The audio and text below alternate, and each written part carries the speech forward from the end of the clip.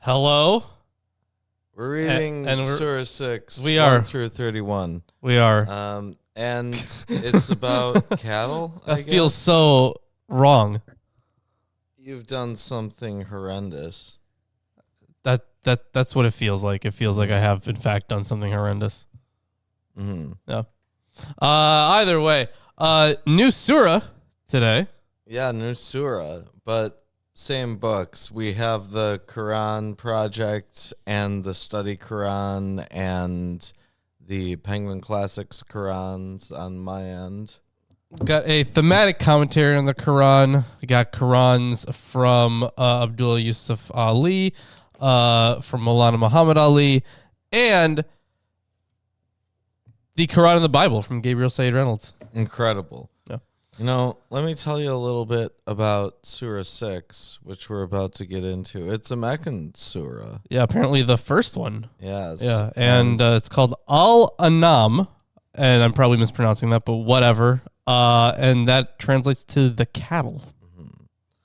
The background of Meccan surahs, it's the first long Meccan surah in the order of the compilation of the Quran. It'll be useful to explain the historical background of Meccan surahs in general. Comparatively, very little material is available on the background of the revelation of Meccan surahs, whereas the period of revelation of all the Medinan surahs is well known or can be determined with authentic hadith relating to the revelation of the majority of Medinan verses. There are only a few Meccan surahs and verses which have authentic hadith concerning the occasion of their revelation. This is because the history of the Meccan period had not been compiled in the same level of detail as the Medinan period. We therefore have to depend on the internal evidence of these surahs for determining the period of their revelation. Hold on, just a second. Chrissy, I don't know where you're at, but negative 25 degrees Fahrenheit? You know, You're still in Michigan? Holy That's cow. crazy. that is Like, wild. we were at like, what, 12 degree high today? I think most With of the... wind chill? Well, We with didn't- wind we- chill, no, it'd be We like didn't way get less. into the double digits today. Oh, that's true with wind chill. Okay, either way. Kansas City, Jesus. It's just cold, yeah. So I guess I didn't look at the wind chill. But here it was, I mean, it was cold today. Yeah, it was around like, maybe 10-ish degrees for most of the day. Didn't really go up much. It was really cold the last couple days. Yes. Yeah, it was around like 0 degrees. Yes. Yeah. It was quite unpleasant. Yeah. And that's in Fahrenheit. Yes, I didn't enjoy that. Anyway. Either way, yeah, I was wondering because that's cold as fuck. Yeah. Negative 25. Jeez. With wind chill, it's gotten lower than that. Right, here. yeah. It I kind of has wonder happened. what it was, because I didn't even look at what it was with wind chill the past few days. I just know it was cold. -6 or something. -6, okay. Yeah. Felt colder, but all right. Yeah, it did feel colder. Anyways, we have to depend on the internal evidence of these surahs for determining the period of their revelation, e.g., the topics they discuss, their subject matter, their style, the direct or indirect references to the events and the occasions of their revelation. We cannot say with precision that a particular surah or verse was revealed on a particular occasion, but we can correlate the topics addressed in the surah with the events from the life of the prophet and conclude which period it belongs to. If we keep the above things in view, the history of the mission of the prophet at Mecca can be divided into 4 stages. 1. The first stage was the appointment of the messenger, and it ends with the proclamation of prophethood 3 years later. During this period, the message was secretly given to selected individuals, whilst the Meccans were unaware. 2. The second stage lasted 2 years after this, beginning with the opposition of individuals, followed by antagonism, ridicule, mockery, false accusations, abuse, and false propaganda. Gangs were then formed to persecute the poor, weak, and helpless amongst the Muslims. 3. The following third stage lasted for about 6 years into the death of Abu Talib and Khadijah in the 10th year of the prophethood. It includes the savage persecution of the Muslims, the migration of many to Abyssinia, and the social and economic boycott of those remaining. 4. The fourth stage lasted for about 3 years from the 10th year of the prophethood. This was a period of hard trials and suffering for the prophet and his followers. Life had become unbearable at Mecca, and there appeared to be no place of refuge beyond. Even when the prophet went to Taif, it offered no shelter. On the annual occasion of Hajj, he would appeal to every Arab clan to accept his invitation, but was met with blank refusals. At the same time, the people of Mecca were holding councils to get rid of him by killing, imprisoning, or banishing him from their city. It was at that most critical time that God opened the hearts of the people of Yathrib to Islam, and he migrated at their invitation. I mean, considering how long he was keeping those hearts closed, about time. Yeah, indeed. What do your commentaries have to say? So I mean, aside from it being the first Meccan surah, or specifically a surah of the late Meccan period, there is the note that because the last surah kind of ended with talking about like the nature of God and some divine unity stuff. Remember, we got all this stuff against viewing Jesus as, part of a Trinity. Now we get that a whole bunch, but specifically at the last chapter as well. There was quite the long discussion on it. So this one is going to start off with more discussion on divine unity and essentially why that's like the only framework that works. So we're going to see, I suspect, the same level of apologetics that we've already seen. So, I mean, for this commentary, I'm going to try to, because I know how this is going to go. So Maulana Muhammad Ali's commentary is usually incredibly apologetic. So I'm going to try to limit the commentary from him because it's really not great. You should provide it because it gives you an idea of what certain people would think.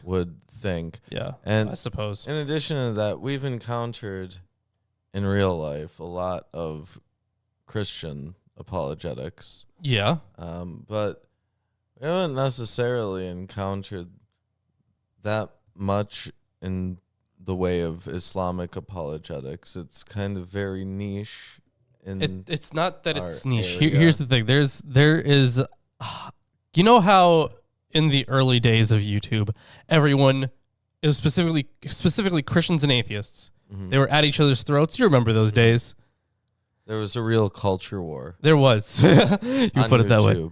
And the thing is, in those years, because of how much everyone was going at each other, the Christians and atheists developed stronger and stronger arguments. Because Muslims were not a part of that initial discussion on the internet, where everything was unhinged, their arguments are like apologetics or anti-apologetics 101 stuff. Like they're very, very simple arguments that most Christian apologists have moved away from because they know that they don't work. Mm-hmm. Well, they're and I feel like that has something to do with the fact that we were trying to destroy each other in the early days of YouTube. Nobody's going to be convinced by like a watchmaker argument. Right, yeah, exactly. It's stuff like that. And they think it's like, I got you. But I'm like, oh, there's actually all this conversation about it that happened 15, 20 years ago. But maybe there's something unique in this commentary, even still. Sure, yeah.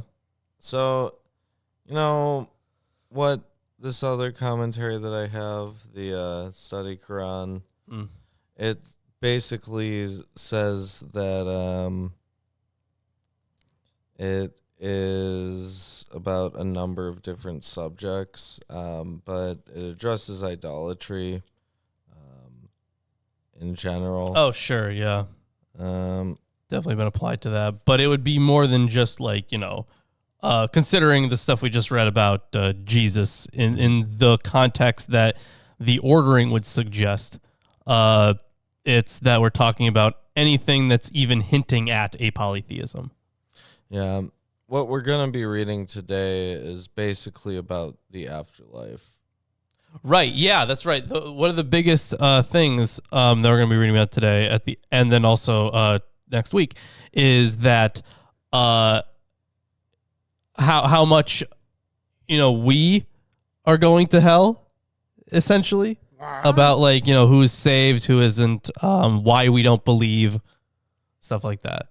It's going to be telling us, and a whole bunch of stumbling blocks that are gonna come out of that. So that's the main focus of today, actually. Fun times. Yeah. And I think there's one reference to an angel appearing somewhere, so that's why I have the background. It's hard to find images for this because they have that whole anti-image stuff. Anyways, let's hop into it. Yep, let's do so. In the name of God, the compassionate, the merciful. Praise be to God, who created the heavens and the earth, and made darkness and light. Yet those who do not believe ascribe equals to their Lord. He it is who created you from clay, then decreed a term. A term is appointed with him, yet still you doubt. He is God in the heavens and on the earth. He knows your secret and that which you make public, and he knows that which you earn. Yeah, so a few things here. It is he who created you from clay, then ordained the term. It says the term of your life here. Term of your life. The specified term is with him. So this is so of course it's referencing Adam being made of clay, right? But it is this whole term of your life thing that is classic book of life stuff that we've seen in the Bible and especially in apocryphal literature. Yes, it is. The clay obviously being a reference to Adam. Now, what I'm curious is if this has, I mean, it probably doesn't, but there's also a possibility this is somehow connected to the book from heaven, which I'm guessing is just the Quran, right? Which is just, it's just the message of the Quran, but I'm guessing they may or may not be related. I don't know. They could be two different books, right? We've had traditions with, or texts that talk about multiple heavenly books, so. I'm guessing this is just book of life stuff. There's no commentary on it. Oh, okay. There is some commentary here. Okay. It just says, this life is a period of probation. The other term leads up. Yeah, the other term leads up to judgment. So he translates this. It is who created you from clay and then decreed a stated term for you, and there is in his presence another determined term. So those two different spans would be life, and then the other term leads up to judgment. Mm-hmm. Never did a sign from among the signs of their Lord come unto them, but that they turned away from it. They indeed denied the truth when it came unto them. Oh, sorry, hold on. But tidings will soon come to them of that which they used to mock. Yeah, the first term is that of life, and the second one of resurrection. So that's where like everyone comes back for the judgment. So here, this refers to an idea reiterated in the various Quranic accounts regarding people of previous ages who rejected the messengers of signs that were sent to them, which usually we see in reference to people of the book. Sure, yeah. Have they not considered how many a generation we destroyed before them? We had established them on the earth more firmly than we have established you, and we sent the sky upon them with abundant rains, and made rivers flow beneath them. Then we destroyed them for their sins, and brought into being after them another generation. So, I mean, this is supposed to be evidence for it's meant to, before the unbelievers to convert, right? Mm-hmm. That like, oh, look how long, you've stayed, like you have your strong foundations, especially, pointing back to creation, right? Mm-hmm. Going all the way back there. And the essential argument for this is like, well, this is literally like the where did everything come from thing, and it's just an assertion. But the an interesting part to me here was where was it? I think it was maybe in the verse beforehand. No, never mind. Okay, never mind. I'm looking for something that isn't there. In many ways about destruction and doom. In context, the warning is likely addressed to the Quraysh, who may have thought themselves too powerful to suffer destruction. Thus, the Quran here and elsewhere warns that some of the destroyed peoples were stronger and better established than the Quraysh, but were nonetheless utterly destroyed. God may choose to allow disbelievers or wrongdoers to dwell in comfort or even in prosperity for a while, leading them to think that they have been blessed with good fortune. In this case, the form of abundant rains and rivers, before unexpectedly destroying them for their sins. Hold on, I do remember what I was going to say. Really? Do you remember the stuff from last week about testing God and how like at least there was in that one section they were allowed to do it once. Mm-hmm. Now, it wasn't clear from the context if that would apply to every single person, where every single person is allowed to test God once, or if that was supposed to be the one test. Right. Hundreds of years ago.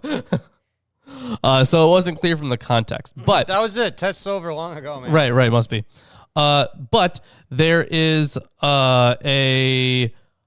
this section where it says like, oh, they denied the truth and stuff like that. We're gonna get into it more in these following verses. But that kind of points to, if you're supposed to view that as like the end all be all argument, I kind of feel like it might mean that it's only supposed to be that one time proof, and this was supposed to be the account of that one time proof. Mm-hmm. Yeah.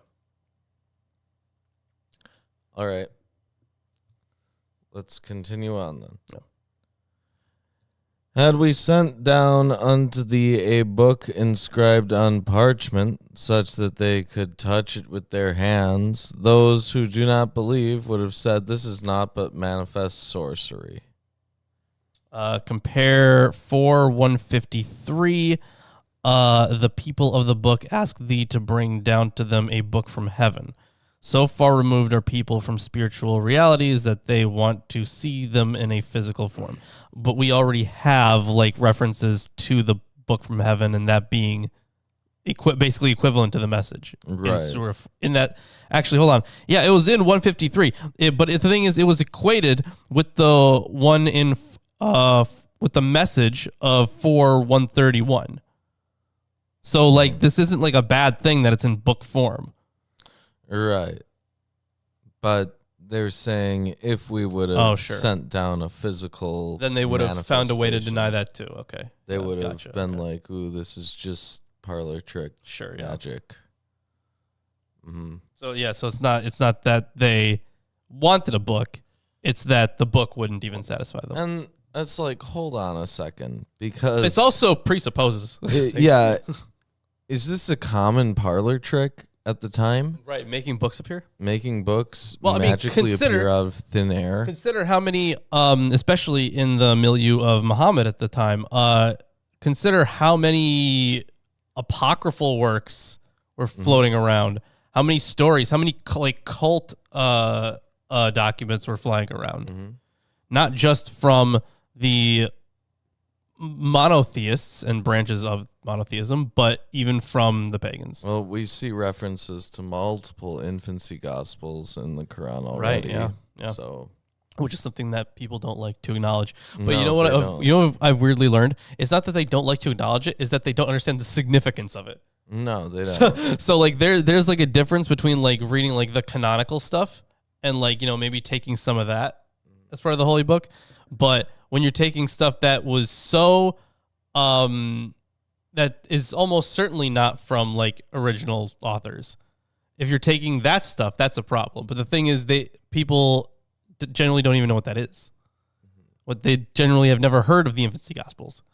They just kind of assume because the word gospel is attached to it, it's got some oomph if they're not, raised in like a Christian tradition. Right. Yeah.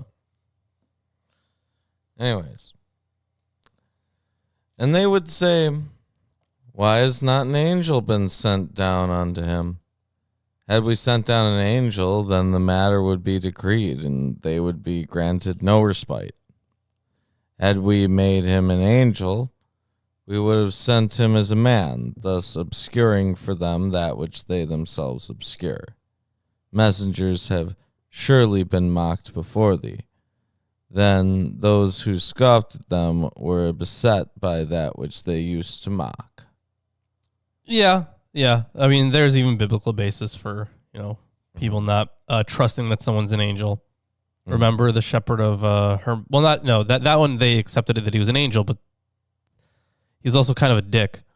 Yeah. Mm-hmm. They were just kind of asses to each other generally in that book. Yeah. Yeah. Both Hermas and the angel.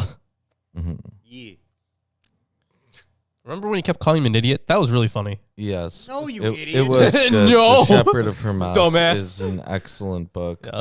Yeah. Some commentators say the descent of an angel would be such a clear and incontrovertible sign of truth of the message that were they to disbelieve after this, they would surely be destroyed without an opportunity to repent. Others suggest that the very sight of the angel might be powerful enough to cause their immediate death.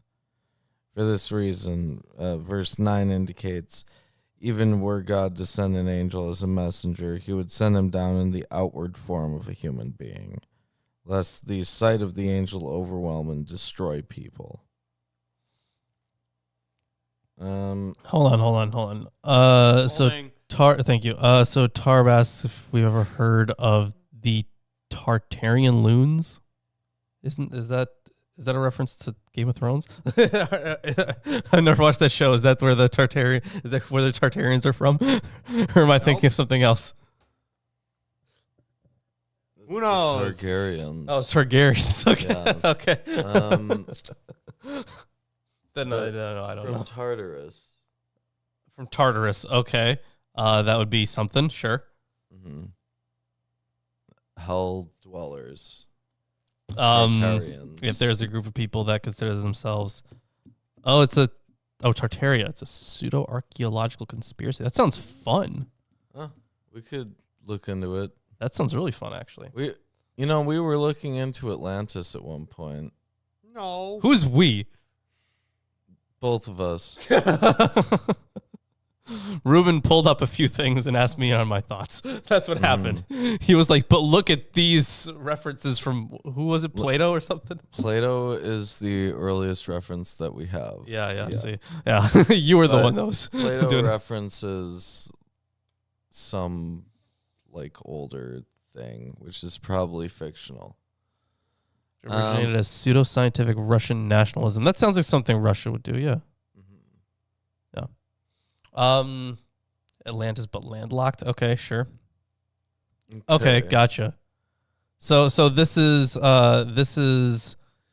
God, what is it? Land Atlantis? No, shut up. It's Land Land Water Atlantis. Nation sunk under the land? No, it's so there's the idea of Sorry, I'm losing my sanity oh score my here. God, what's it called? The it's a general idea about how everything had one source of ideas. Shit. It's I forget what it's called, but people generally don't really accept it anymore. Perennialism? No. People generally don't accept this as a worldview anymore because it kind of lends itself to that perfect original race sort of thing.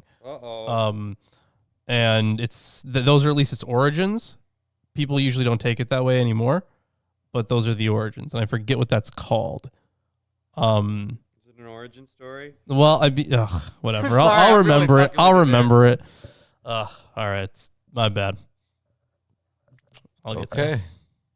You are bad. Get your shit straight. Yeah, I really should. Yeah, you should figure it out. Yeah. Because basically you're talking about theosophy. Essentially. Yeah. Is that it? No, that wasn't the term. Messengers have been mocked before thee, and those who scoffed at them were beset by that which they used to mock. Is that a reference to the bald thing in the Bible? That'd be pretty funny. What? Wait. So that was verse 10. Mm-hmm. Certainly, messengers before thee were derided. Well, I mean, it could be, but it could have been all of them, right? Because every single prophet essentially has a story about them not being listened to. Mm-hmm. Every last one of them. Yeah, exactly.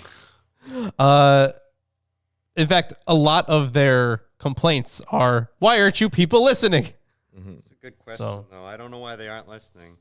Right, yeah. At this point, they probably should. Anyways. Say. Oh, this one says apostles, but I'm guessing that would also cover prophets, right? Yeah. That's my guess. Say, journey upon the earth, and behold! Behold! It's been a minute. Wow. How the deniers fared in the end. Say, unto whom belongs whatsoever is in the heavens and on the earth? Say, unto God. He has prescribed mercy for himself. He will surely gather you on the day of resurrection, in which there is no doubt. Those who have lost their souls, they do not believe. Unto him belongs all that dwells in the night and in the day, and he is the hearing, the knowing. I mean, that's pretty self-explanatory. Look how great God is. He controls everything. I think I knew that. Mm-hmm. I think you knew that? Yeah. I Yeah. heard something about that at one point. Must have been. I guess the ones who have lost their souls is supposed to be reference to the Quraysh. Those who will have ruined their souls will not have faith. Mhm. And But there. how could you? Okay. Well, this is doesn't one make translation, sense right? Because they say there's no doubt on the day of resurrection. Yeah. On that So day, yeah. at that point, Those who have lost their souls will not believe. Okay, I see what you're talking about, but I feel like this is, and we've seen this idea before of like, well, at that point it's too late to repent. But when it says they will not believe, like I feel like at that point it'd be like they're too far gone that even something like the day of resurrection wouldn't help them. Where everyone comes back for the end times. Because remember, there is that whole motif about God literally keeping some people out of that circle. That there are some people that no matter what you do, you can't convert them because God is literally stopping you from doing it. And Stop it. at this point, I mean, we could have a real long talk about the morality of this, but the general idea is, I would think, he does what he wants. well, yeah, he does what he wants, yeah, but at that point, it's they are already too far gone, but you can't. I mean, yeah, you also can't doubt it on that day, but it's too late to convert now. It's too late to believe. Yep. Unto him belongs all that dwells in the night and the day, and he is the hearing, the knowing. Say, shall I take as a protector anyone other than God, the originator of the heavens and the earth, who feeds and is not fed? Say, I was commanded to be the first of those who submit. So, a Muslim. And be not among the idolaters. Yeah, and told never to be one of the polytheists. So this verse seems to anticipate the account later in this surah, verses 74 through 83, of Abraham's vision of the stars, sun, and moon, an account based on Jewish and Christian stories of Abraham's childhood. Okay. We'll see that later on. I don't remember covering that. You don't? About a big vision with aside from the whole like your children will be as numerous as the stars, I don't remember anything like that. Remember that amongst all of our literature that we've covered. Right? Yeah. Even in like the apocalypse of Abraham, I don't remember that, but apparently he's gonna have more commentary on this later. Good stuff, mate. Say, truly I fear the punishment of a tremendous day should I disobey my Lord. And with that, that's verse 15. I'm going to hand it off to you, Lawrence. Yeah, I suppose I can read for now. So that was verse 15, right? Yes. Okay, great. Then I will help us out by reading verse 16. Whoever is spared of it on that day, he will have certainly been merciful to him, and that is a manifest success. Should God visit you with some distress, like if you have distress, I'm guessing, there is no one to remove it except him. And should he bring you some good, then he has power over all things. And he is the all-dominant over his servants, and he is the all-wise, the all-aware. Is that a newer designation? Have we heard that one specifically? The all-aware. Yeah. It does say he's possessor of power over all things. We already know he's all-powerful. We've heard that a bajillion times. We have? Maybe a little less than a bajillion, actually. I don't think the aware has popped up before. But all-knowing has certainly popped up, but usually they translate that as all-knowing. Right. I'm assuming it would mean the same thing, though. But maybe it's different because they're talking about, like, someone's distress. You're supposed to always be aware of everything at all times. Right, yeah. That sounds a lot. So yeah, it's kind of a step up from the biblical God, right? Because he doesn't just know, but he's mindful of it. Right, he's mindful. Yeah. because as we have heard in the biblical accounts, God seems to forget his people all the time. That's why he has to. Dude, I totally he has to forgot about keep you guys remembering again. them. Oh yeah. My bad. Yeah, he's like, and God remembered his people. Oh shit, my people. I have those. Let's see here. So that was verse 18. Yep. Say, what thing is greatest as witness? Say, God. He is witness between me and you, and this Quran has been revealed to me in order that I may warn you thereby and whomever it may reach. So I'm guessing this can now specifically be tied in with the message and the book from heaven thing, because this is supposed to be the witness essentially, right? Yeah. Well, I mean, it's supposed to be the way God's to communicate it. described as a witness in several places. Witness is considered one of the names of God. The prophets sometimes invoke God as witness between themselves and their wrongdoing people. C5 117, where Jesus, when questioned by God about the claims of divinity his later followers made for him and his mother, says, I was a witness over them, and thou art witness over all things. There's multiple areas where this is present. Yeah, either way, God is the witness. It's all you really need, right? If he's all aware. Mm-hmm. Yeah. Continuing on here, it's still verse 19. Do you indeed bear witness that there are other gods besides God? Say, I do not bear witness to any such thing. Say, indeed, he is the one God, and I disown whatever you associate with him. That's fair. Mm-hmm. A lot of this would be when they say whatever. This is where thank you. This is where translating is kind of rough because I am quit of that which you ascribe as partners unto him. Yeah, as partners or anything that's associated with him. Because like from one translation, you could really say, oh, this is applying to stuff like idols.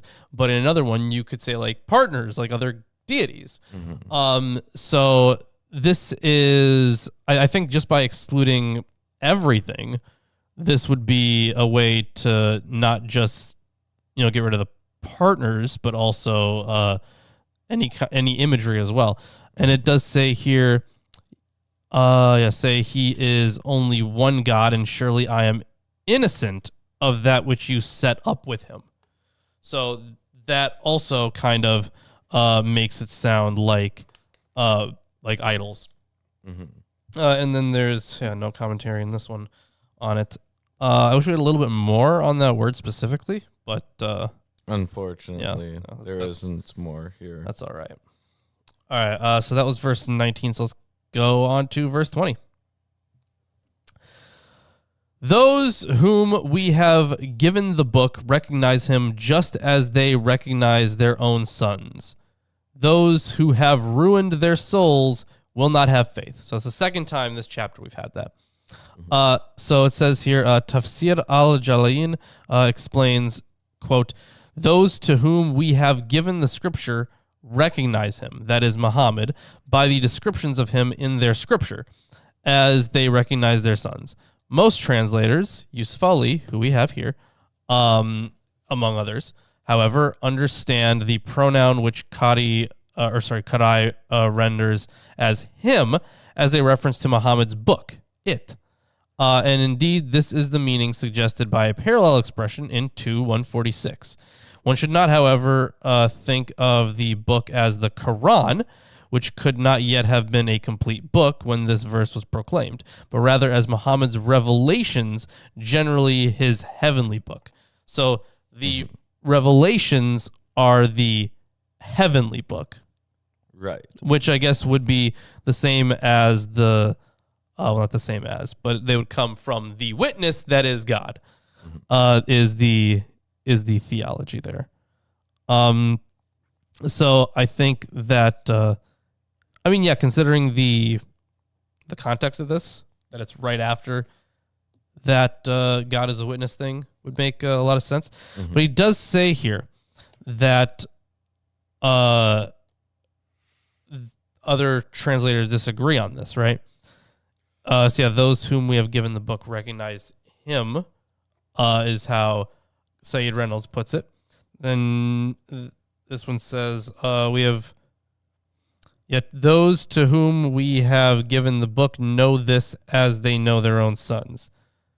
And in the note, it says here in both, so in 2, 146, and in, in 2, 146 and 145, in both passages, the pronoun translated this may mean him and refer to Muhammad the apostle, as some commentators think. So they literally are just saying, like, there's just disagreement over whether or not this means him or it. So whether or not they're talking about the book or the person. Mm-hmm. And it just seems like people disagree on that. Yes.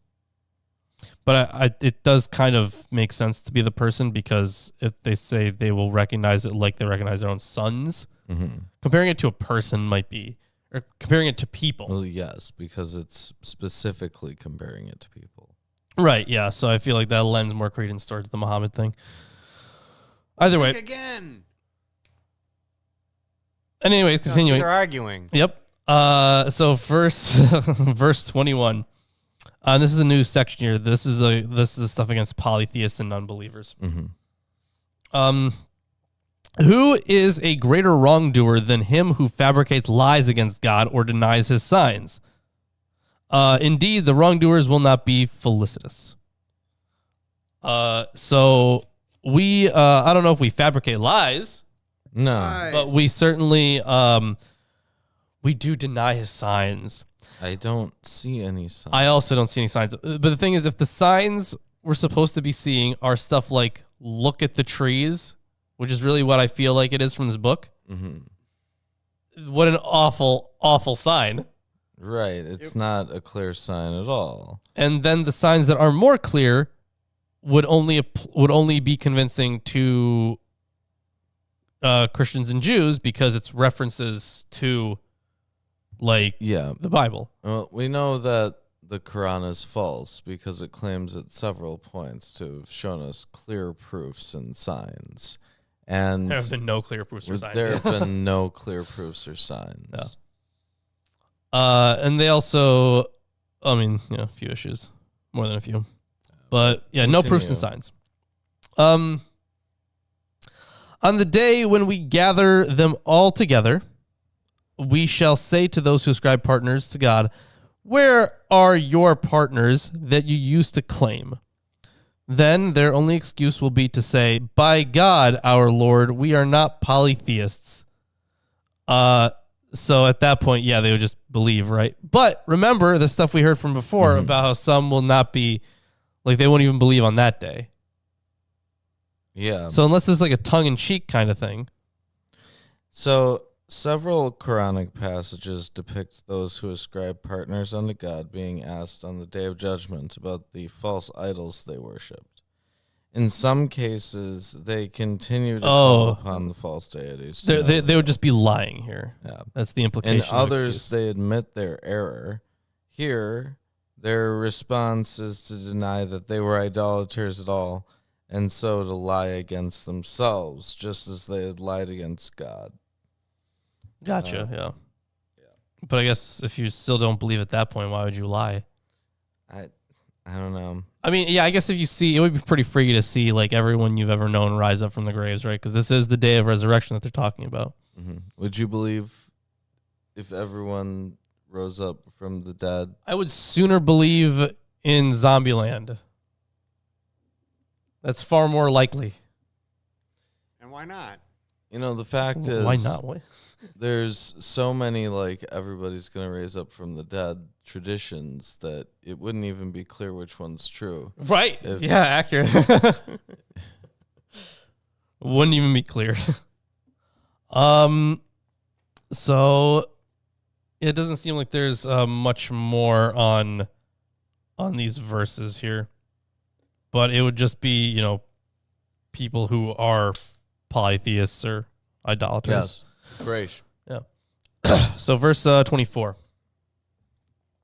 Look how they forswear themselves. Behold.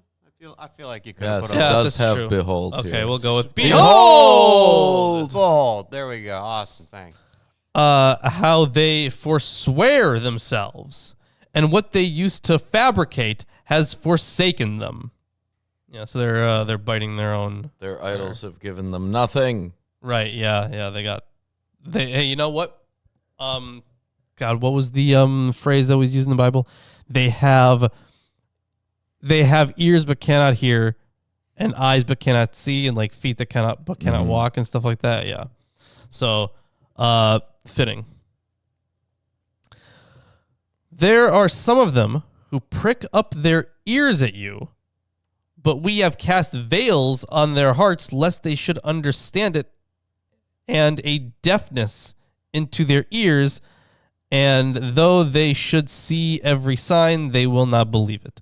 When they come to you to dispute with you, the faithless say, these are nothing but myths of the ancients. So I do want to point out here that it does seem like in this section, once again, unless I'm misunderstanding this, unless this is weirdly written, that they are, when it says prick up their ears at you. In some those who translations. listen to you. Yeah, he who hearkens to the, we have cast veils over their hearts. So this is like, More admitting that non-believers aren't believing of their own malfeasance. Right. but So like purely because they've been determined by God to not believe. yeah, specifically here, it would be people that were idolaters. They were polytheists. Those people specifically are the ones that are like kept away from all this stuff. Maybe because, of all their like previous lies. But still, like if you have like anyone that's listening and you're going, no, actually we're gonna cast like this veil over their hearts and stuff, they will not be able to be convinced, and they're gonna go up to you and be dicks about it. That is not that doesn't fly, morally speaking. But there are a lot of references to this idea in the Quran. Oh, Lawrence, did you know that the prophet of Islam prophesied about you? These are nothing but myths of the ancients. Yes. That means that the Quran had a prophecy that came true. Wow, amazing. Well done. Apologism 101. That's pretty much exactly how it is, yeah. Because how many times have we heard the phrase, in the last days there will be scoffers. I'm Kent Hovind. And look, everyone's scoffing. Shocker. Fucking dingus.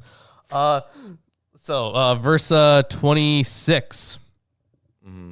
They dissuade others from following him and themselves avoid him. Yet they destroy no one but themselves, but they are not aware.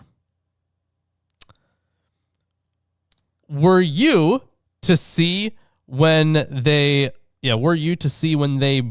are brought to a halt by the fire, whereupon they will say, alas, were we to be sent back into the world, we would not deny any of the signs of our Lord, and we would be among the faithful. Indeed, what they used to hide before has now become evident to them. But were they to be sent back, and they would revert to what they were forbidden, and they are indeed liars. So these are the people that are just too far from saving. But again, we just got the explanation that it was because they are not allowed to. Yeah, the claim made in the words of those arraigned before the fire. Oh, hold on, Chris. Could you make a goal?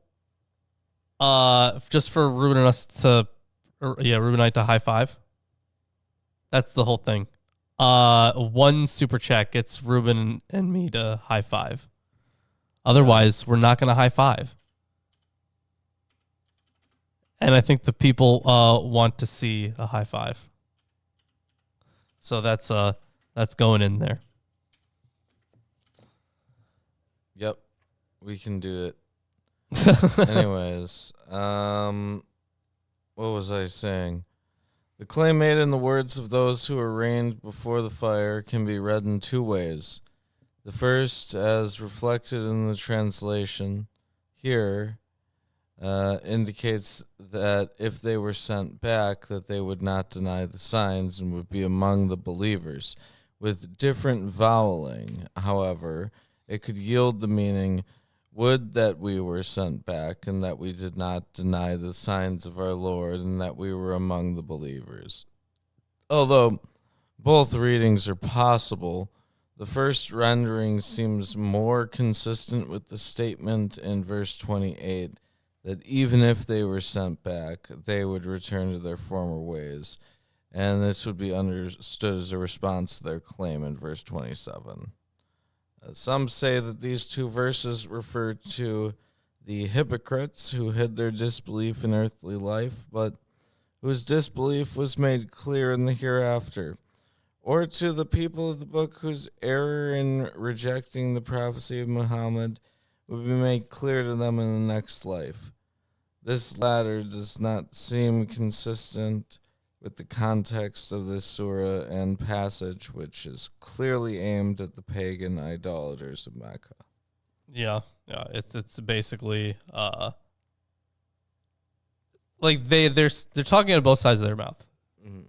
This is kind of a similar thing that we got in when we were reading through the Kings and the Prophets stuff, right? We had the idea of, well, Israel was allowed to be destroyed by God because they, sinned a whole bunch. So God sent the Babylonians, right? But then the Babylonians were punished because they did all that stuff, but God is the one who sent them to do all that stuff. So this is the same kind of like setting you up for failure thing. I mean, you go out there and fail real hard. Dude, every single day. You don't know it. I am the best at failing. I'm believing you. Thank you. You don't have to work hard to convince me. That is true. I don't have to work hard at all to do that. Wonderful. Continuing on, though. It was verse 28, right? Mm-hmm. They say, there is nothing but our life of this world, and we will not be resurrected. It reminds me of disagreement between the Pharisees and the Sadducees. About the whole thing, like that there is no resurrection. Yeah. But here it seems to be more about like atheists, right? Well, there's anyone who doesn't believe in an afterlife. Anyone who doesn't believe in this specific religious tradition, it seems like. Because it seems like the people of the book are like sometimes saved, right? Like there are plenty of, especially like with the past, right? Before the Quran, of course, like some of like the very best of the best, the most pious people, they would be saved, right? Yeah. So you kind of have to allow for that. But like anyone outside of that religious tradition would not be saved. So I think, this is specifically talking about those people that are saying that they would not be resurrected, which I guess means they're not expecting to be judged, right? Because that's when that's supposed to happen. You're supposed to get resurrected and then get judged. Kent Hovind's going to team up with Trump. I'm sorry, what? Did you just read into my face? April said he did a letter to Trump asking for his help prosecuting people involved and putting them in jail. Oh my God. Kent. Why? The thing is, I'm sure that Kent actually believes there's a chance of him doing that. But the scary Is part, there a chance? the scary part is there might be a chance. Maybe Donald Trump is a big fan. You know what? I would be surprised, but also not at the same time. I feel like this entire administration has just been that surprised, but also not at the same time. Mm-hmm. Like it's the worst, Very steadily possible disappointed. version. But like at this point, I can't even be surprised. Mm-hmm. Like I would love to be surprised by, like when who was that one dude who thankfully didn't accept the position? The one that everyone fucking hates, even the Republicans. The initial pick for Matt Gaetz? Yeah, Matt Gaetz. Yes, thank you. I was trying to think of the name. Thank you. Yeah, so Matt Gaetz. So he initially got was offered a cabinet position. Like part of me was like, part of me was surprised that like, how could you even consider offering someone like Matt Gaetz that position? Mm-hmm. But the other part of me was like, I'm not surprised that he was offered this position. Yeah. So that's where I exist right now. Yeah, Attorney General, yeah. Yeah. Matt Gaetz is how you like test. Will they just do literally everything? Anything I say, true, yeah. And luckily even the Republicans were like, this guy sucks. Yeah. Everyone hates this guy. For once. Yeah. So that was verse 29. So let's move on to verse 30. Were you to see when they are brought to a halt before their Lord? He will say, is this not a fact? They will say, yes, by our Lord. He will say, so taste the punishment because of what you used to deny. I mean, yeah, I guess that tracks with everything else you've learned. Yeah, I guess so. Yeah. And then verse 31, I think this is the last verse of the day, right? Yeah. See, the thing is, us not saying the whole thing in the beginning kind of threw me through a loop. Anyway. Really? Yeah. How so? I don't remember numbers anymore. What's the number? ABC, idiot. Yeah, Can you define a set? No, shut up. Some good algebra. They are certainly losers who deny the encounter with God. When the hour overtakes them suddenly, they will say, alas for us, for what we neglected in it. And they will bear their burdens on their backs. Behold!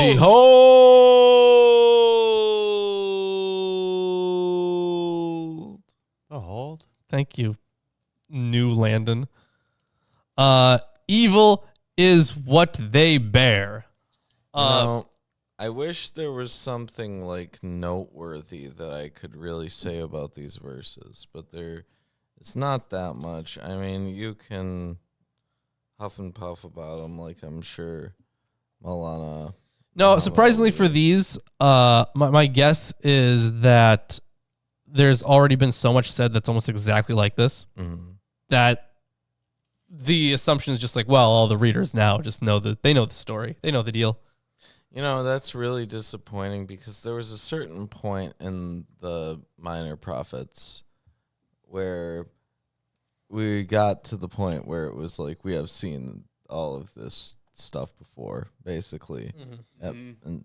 And it's happening really early on in the Quran. It really is, yeah. They're not just the prophets, right? We saw that in Psalms too. And I keep forgetting that psalm that is just a copy of other psalms. That 47 says, or something like that. 147. That sounds about right. Somewhere near the end, yeah. Let's have a new psalm. Stick together a whole bunch of other psalms. Like, this psalm is one of the most original psalms. Yeah, this is one of the things it said literally in one of the books. And then the other book was like, this psalm contains no new details. It is an amalgamation entirely. There is one note here on... for they bear their burdens. Now, I think that would be their sins, right? Nope. But the note here is that, no, it does say grievous burden, or grievous is the burden of sins. which they will bear. Some commentators personify sins as ugly demons riding on the backs of men, while the men's good deeds become the strong and patient mounts which will carry the men on their backs.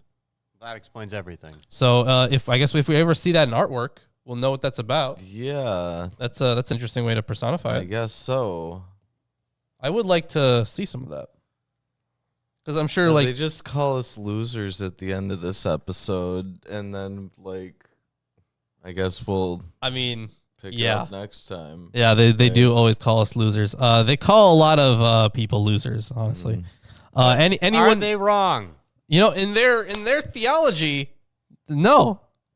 According to them, they are correct. We are the losers. Yeah. Also, we're the losers because we were fated to be the way that we are by their God. Oh my God, Tarv, I've seen that one before. The Pride Month where it just says demon. That's so funny. Chris is like, that is the first time I'm seeing that. Yeah. It might actually be here. Okay. Anyways. Well, yeah, sure. Are sins burdens or are the consequences of the sins the burdens? That's a good question. Maybe both. And that's the existential crisis I'm going to leave you off with. We're going to see a... No, we're not. We're not? Not yet. Oh, we're not? No, we know. We just have... we're done with the reading. But we're going to show a few things. Make sure to join the Discord if you haven't yet. Everybody, be sure to like, comment, and subscribe on the YouTube. Actually, yeah, a like would be very helpful. Any kind of engagement really does help the channel. Even if it's a dislike, that helps with the engagement. That helps with the stats too. Any engagement is good engagement, technically. So I really want to thank the chat for being so active today. That was pretty great. Yes, chatters, you chat as much as possible. You all get a cookie in the next life. And let's see what else we got. We promise nothing. I promise nothing. Ah, there it is. There's the cookie. Thank you, Chris. There's a cookie in chat. There is you got a Patreon with a lot of cool stuff on there. Yep. You can enter yourself into a t-shirt giveaway. We also have an Amazon wish list. Yeah, you can go on there and check out all the books that we want you to buy for us. There's a lot of really cool stuff. Yeah, go get them. Go get them all. And then shirts. Yeah, I'm not doing that anymore, but they exist. They're on Teespring. They are on Teespring. The link is in the description, but pin it anyways. No one sees it. It doesn't matter. Pin it anyways. We did the poll. There was one person who saw it. Wow, For that April. one person. It was April. She said she saw it. Oh, well, hey, you know what? For April. I think. April's great. She deserves to see the shirt. Really? Yeah. It means I don't even want to. Oh my God, Chris. I'm too lazy. All right, we'll see the 2 clicks. See you next Fine. time. See you there. Click the link.